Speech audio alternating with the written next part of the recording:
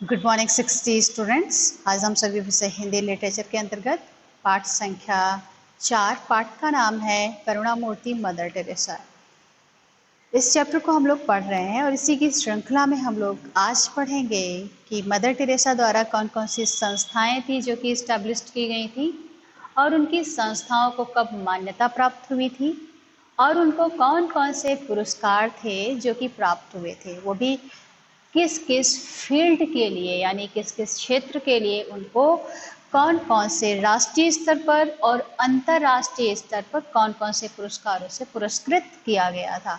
और जो हमारे राष्ट्रपति के आर नारायणन थे उस समय के तत्कालीन राष्ट्रपति एंड प्रधानमंत्री पंडित जवाहरलाल नेहरू जी ने उनके लिए कौन सा वक्तव्य कहा था या उनके लिए यानी मदर टेरेसा जी के लिए कौन कौन सी बातें कही थी और उनकी फाइनली उनकी मृत्यु कब होती है। आज हम चैप्टर के इस अंश में जो भी शेष रह गया है उसके बारे में हम लोग जानेंगे, लेकिन थोड़ा सा रिकैप ले लेते हैं कि अभी तक हम लोगों ने क्या पढ़ा हुआ है।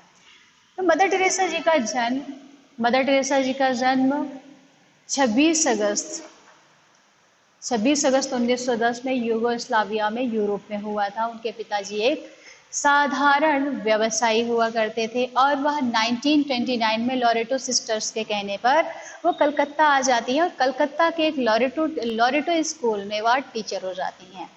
लेकिन उनका मन पढ़ाने के दौरान ही वह क्लास के बाहर खिड़की से ऐसे लोग जब उनकी खिड़की के बाहर से जाते थे तो उनका ध्यान वहीं पर अटका रहता था कि वह गरीब और विपन्न लोगों की मदद कैसे कर सके। इसी क्रम में वह मोती झील एरिया में जब भी उनका अवकाश होता था उनके स्कूल में, वह मोती झील एरिया में जाकर जो लोग गरीब थे उनको शिक्षित किया करती थी। इसी क्रम में वह धीरे धीरे लोगों की मदद करना स्टार्ट करती। स्टार्टिंग में तो उनके कार्य का लोग कलकत्ता निवासी लोग विरोध करते हैं, लेकिन वह अपने कार्य को करना नहीं छोड़ती हैं और लोगों की मदद बिना किसी स्वार्थ के करती रहती हैं। लेकिन तब तक पहले तो विरोध होता है, फिर अंततः कलकत्ता के निवासियों को पूर्ण विश्वास हो जाता है कि नहीं, ये जो महिला है मदर टेरेसा जी हैं वह लोगों की निस्वार्थ भाव से सेवा करना चाहती हैं। फिर आगे चलकर यहाँ 123 कंट्रीज में जो पूर्ण तरीके से डेवलप्ड कंट्रीज थी और जो अनडेवलपिंग कंट्रीज थी यानी developing countries and developed countries यानी पूर्ण विकसित और विकासशील देशों के लिए 123 कंट्रीज में यह जो है इन्होंने अनेक प्रकार की संस्थाओं की स्थापना की। उन संस्थाओं में जो है गरीब लोगों के लिए, असहाय लोगों के लिए, कुष्ठ रोगियों के लिए हॉस्पिटल्स और अनाथ बच्चों के लिए, अनाथ लोगों के लिए, वृद्ध लोगों के लिए विभिन्न प्रकार के इन्होंने संस्थाओं की स्थापना की थी। ठीक है, मदर टेरेसा जी का जो काम था वह किसी धर्म और जाति संप्रदाय के लिए नहीं था। इसीलिए शायद यही कारण था कि उनके साथ या उनकी हेल्प के लिए, उनकी मदद के लिए जो है निम्न से निम्न वर्ग और उच्च से उच्च वर्ग और मध्यम वर्ग और प्रतिष्ठित लोग उनके संस्थाओं के लिए डोनेशन दिया करते थे, चैरिटी के लिए दान दिया करते थे और उनकी संस्थाओं में आकर सेवा देना वो काफी पुण्य का काम समझा करते थे। और जब यह काम मात्र कर रही थी, इतनी संस्थाओं की स्थापना भी कर चुकी थी, तब मात्र मदर टेरेसा जी की जो उम्र थी मात्र 18 वर्ष की थी, तभी उन्होंने इतनी उपलब्धियां प्राप्त कर ली थी। यानी विश्व स्तर पर उन्होंने अनेक प्रकार के कार्य कर लिए थे। अभी तक हम लोगों ने यहाँ तक पढ़ा था। ओके, और हम लोगों ने ये भी देखा था कि जो उनका फिजिकल स्ट्रक्चर था वो कुछ खास नहीं था और यहाँ तक भी शायद देख लिया था कि जो मदर टेरेसा थी उनको 1948 में भारतीय नागरिकता प्राप्त हो जाती है और उनके द्वारा जिन भी संस्थाओं की स्थापना की जाती है उन संस्थाओं को द मिशनरीज ऑफ चैरिटी द्वारा उनकी संस्थाओं को 1950 में मान्यता प्राप्त होती है और अंतर्राष्ट्रीय जो ईसाई समुदाय संगठन था उसको 1965 में उनकी संस्थाओं को मान्यता प्राप्त होती है। इसके साथ ही साथ उन्होंने इन 1952 में जो आसनसोल में कुष्ठ रोगी हॉस्पिटल ओपन किया था, खोला था, उन संस्थाओं को भी मान्यता ईसाई चैरिटी द्वारा, ईसाई मिशनरी संस्था के द्वारा प्राप्त हो जाती है। ओके, अब उनके यदि व्यक्तिगत यानी जो उनका फिजिकल स्ट्रक्चर था, शारीरिक बनावट थी, उसकी बात करते हैं तो वो कुछ खास नहीं थी। ऐसे कहते हैं ना कि कोई जो महान व्यक्ति होता है उसके गुण होते हैं, तो उसकी शारीरिक बनावट से, उसकी वॉइस क्वालिटी से, उसकी आंखों से दिख जाता है कि यह व्यक्ति बहुत ही महान है। लेकिन जो मदर टेरेसा थी उनमें कोई ऐसी खास बात नहीं थी जो कि इस बात को प्रेजेंट करे कि इनमें कोई खास बात है। लेकिन जो उनकी देखने का तरीका होता था। अथर्व, अपने माइक ऑफ कर लीजिए बेटा। ओके, जो उनकी दृष्टि थी, जिसको भी अपने सामने वह बात करती थी, जिससे भी वह बात करती थी, उसको साक्षात यीशु मानकर वह बात करती थी। चाहे वो बच्चा हो, बूढ़ा हो, यंग हो, कोई भी हो, वह उसको साक्षात यीशु मानकर बात किया करती थी। ओके, यहाँ तक हम लोगों ने पढ़ लिया था। एम आई राइट? सही हूं मैं?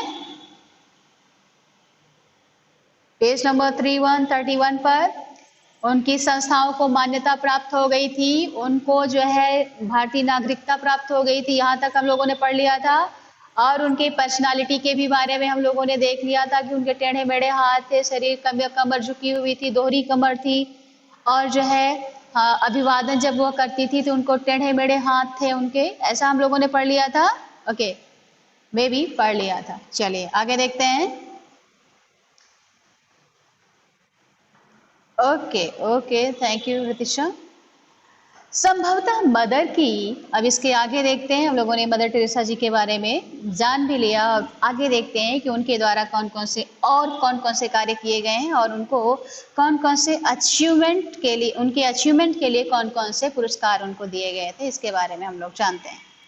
ठीक है, देखते हैं। संभवतः मदर की इसी विशेषता के कारण भारत में उनका काम सुगम हुआ। हमारा भारत संत महात्माओं का देश रहा है और उनका आदर हमारा स्वभाव रहा है। यही कारण है कि भारत मात्र एक देश ही नहीं, एक संस्कृति भी है। ऐसी संस्कृति जो भौगोलिक और राजनीतिक सीमाओं में बंधी नहीं है।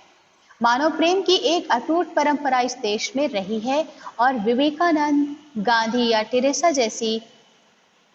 टेरेसा उसी परंपरा की देन है। उन्होंने संपूर्ण मानव जाति को अपने चिंतन और कार्यों से प्रभावित किया।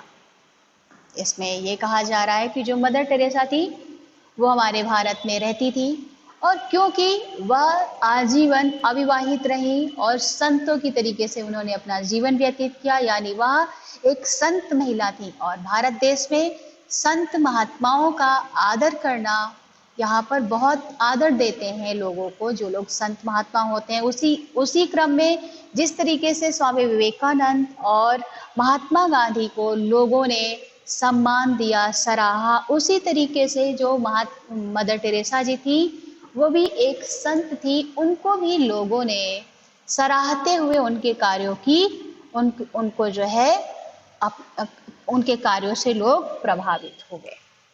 ओके, अथर्व के नाम से जो आईडी है बेटा आप पढ़ेंगे अगला पैराग्राफ।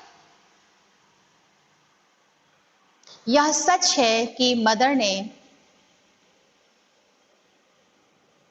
अथर्व के नाम से जो आईडी है, माइक ऑन करें अपना।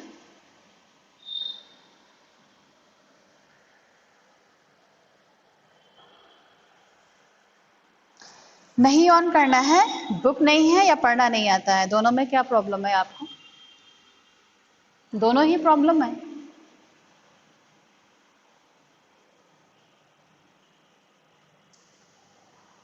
ओके, जो साक्षी के नाम से आईडी है, माइक ऑन करें अपना। Okay, you don't have book, तो you should buy the book. Okay, you should purchase a book. Okay, तो क्या आप जो है रोज जब हम पढ़ाते हैं तो डेली आप कथा की तरीके से सुन लेते हैं? कथा की तरीके से, जैसे मैं कथा कोई बांस रही हूँ। खैर, आप लोग बुक्स खरीद दीजिए, और नहीं खरीदते हैं तो जितने भी चैप्टर्स को नॉमिनेट किया गया है, आपको जितने भी चैप्टर्स आपके आने हैं वो अपनी फ्रेंड की हेल्प लेकर, या मुझसे कह दीजिए, मैं उनके फ्रेंड को ग्रुप में भेज दूं और उनके प्रिंट को आप लोग आपके घर में प्रिंटर होगा, उससे आप लोग निकाल लीजिए और एक जगह स्पेल कर लीजिए, एक जगह उसको जो है अरेंज करके रख लीजिए और चैप्टर वाइज पढ़िए, ठीक है। बुक के बगैर पता नहीं आप लोग कैसे पढ़ लेते हैं, यही मेरी समझ में नहीं आता। खैर, देखते हैं। साक्षी अपना माइक ऑन करें बेटा।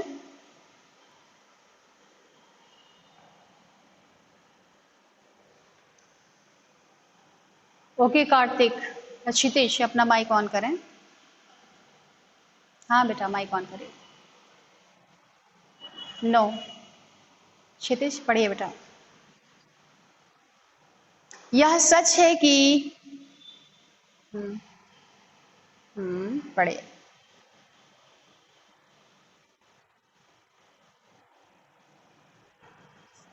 हम्म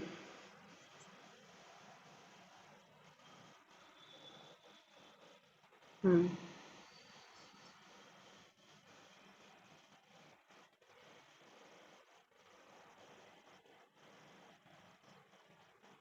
ओके स्टॉप कर दीजिए, thank you, good. Okay stop कर दीजिए, वेरी गुड। क्षितिज ने पढ़ा कि जो मदर टेरेसा थी उनको समय रहते जो उन्होंने कार्य किए थे हर क्षेत्र के लिए और इतनी संस्थाओं को स्टेब्लिश किया था, तो उनकी संस्थाओं के उनके द्वारा किए गए मानवीय कार्यों को जो भारतीय लोग थे उन्होंने समय रहते पहचाना और समय रहते पहचानते हुए उनको पुरस्कृत करने का कार्य किया। अब ये देखते हैं, यह सच है कि भारतीय निर्धनों के लिए यह सच है कि मदर ने भारतीय निर्धनों के लिए बहुत कुछ किया, वे आजीवन उनके कल्याण के लिए समर्पित रहीं। यह भी सच है कि भारत ने भी मदर के कार्य को समय रहते पहचाना और उसे मान्यता दी।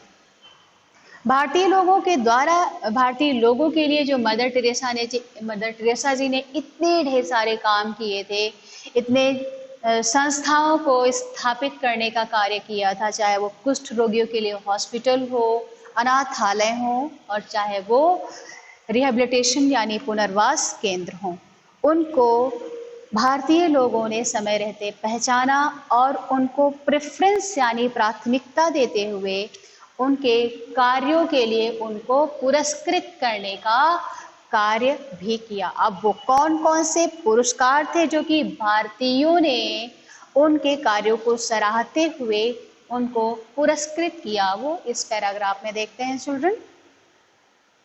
ओके, उनकी ओके आई एम रीडिंग, मैं रीड कर लूं। ओके, अरहान आपके पास बुक है? मैं पूछ लूं किसके किसके पास बुक है। अरहान यू हैव बुक बेटा?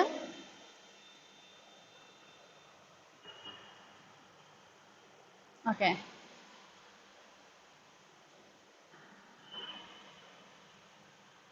अरहान सभी को? रितिशा मेरी आवाज आ रही है? क्षितिज मेरी आवाज आ रही है? ओके, सो कम से कम एटलीस्ट बुक है नहीं है रिप्लाई तो कर सकते हैं, या फिर क्लास छोड़कर चले गए हैं क्लास ऑन करके। खैर, आप जो भी करें टीचर को रिप्लाई करना चाहिए। जाहिर सी बात है आप यहाँ पर होंगे नहीं इसलिए रिप्लाई नहीं कर रहे हैं। केवल क्लास ऑन करके चले जाना, that is not your responsibility only.